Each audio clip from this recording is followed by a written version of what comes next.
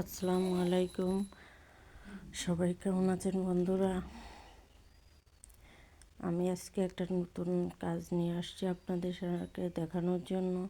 আমি ঘরে থাকা পুরনো প্যান্ট এবং পুরনো সোয়েটার দিয়ে একটা পাপোশ তৈরি করলাম। তো আপনারা সবাই আমার সাথে থাকবেন।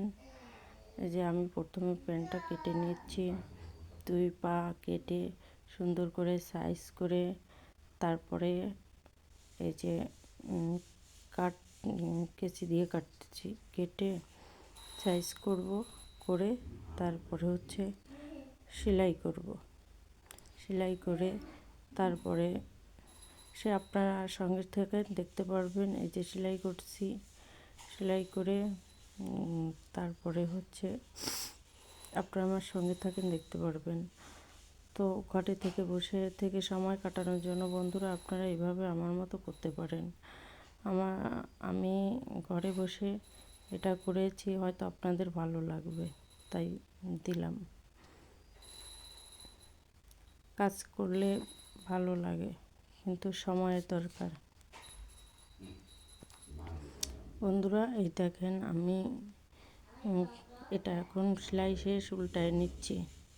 উল্টায় নিয়ে তারপরে এই যে সম্পূর্ণটা উল্টাবো, সবগুলা হলুদ কালারটা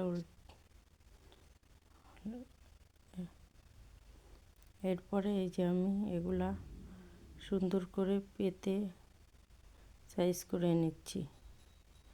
সাইজ করে নিয়ে এবার এটা বোনা শুরু করছি। একটার পরে একটা দিয়ে দিয়ে বুনতে হবে। হয়তো মনে হয় ভীষণ কঠিন, কিন্তু না, এখন ভালোই লাগবে। করতে গেলেও ভালো লাগবে, করার পরেও ভালো লাগবে।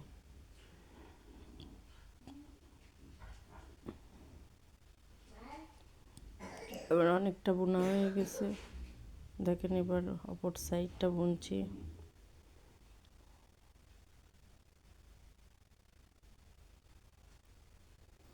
আপনারা ঘরে বসে না থেকে আমার মতো এভাবে করতে পারেন। ঘরে থাকা পুরনো কাপড় চোপড় দিয়ে বিভিন্ন আইটেমে কাজ করা যায়।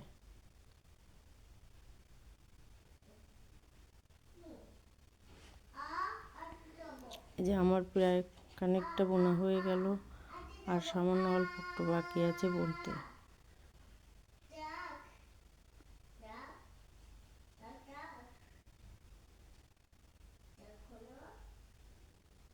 এই যে 2 সাইড বোনা হলো, আর 2 সাইড আছে এটাতে।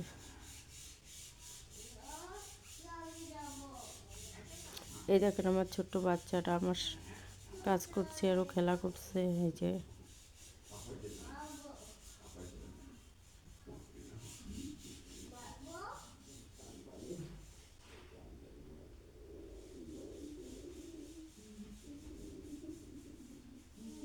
এই যে হয়ে গেল আমার পাপোশটা সেলাই করা।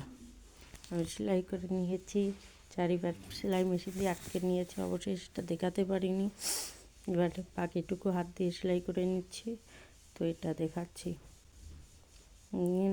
কত সুন্দর হয়েছে, কতটা কোয়ালিটি সম্পূর্ণ হয়েছে আমার পাপোশটা। দেখলেই বুঝতে পারবেন যখন সম্পূর্ণটা আপনাদের সামনে তুলে ধরা হবে, অবশ্যই ভালো লাগবে। এই দেখেন কত সুন্দর কোয়ালিটি সম্পন্ন। আপনি কোথাও দিতে পারবেন, কাউকে গিফট করতে পারবেন, কোনো অনুষ্ঠানে ঘরে লোক মেহমান আসলে পেতে দিতে পারবেন। অনেক সুন্দর, অনেক কোয়ালিটি সম্পন্ন, খুবই সুন্দর একটা পারফেক্ট ডিজাইন। দেখেন।